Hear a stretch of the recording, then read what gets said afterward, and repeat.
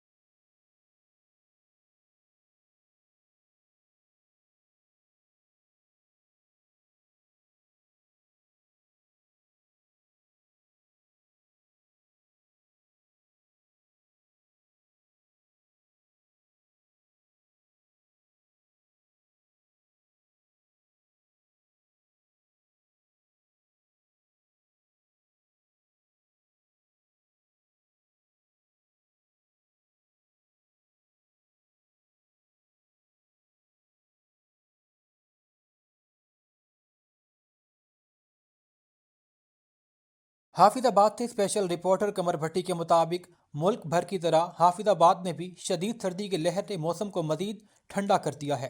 یخ بستہ ہواؤں کے باعث شہری ٹھٹر کر رہ گئے، جبکہ سردی سے بچنے کے لیے گرم کپڑوں اور آگ کا سہارا بھی شروع کر دیا گیا۔ شہریوں کو احتیاطی تدابیر اختیار کرنے کی ہدایت کی گئی ہے۔ وابڈہ صارفین کی بدولت بجلی کی غیر اعلانیہ لوڈ شیڈنگ نے بھی عوام کا جینا محال کر رکھا ہے۔ 10 گھنٹے کی غیر اعلانیہ لوڈ شیڈنگ نے معمولات زندگی ٹھپ کر دیے ہیں۔ نمازیوں کو بھی شدید مشکلات کا سامنا ہے، جبکہ اسکول کالج جانے والے بچے بھی پریشانی میں مبتلا ہیں۔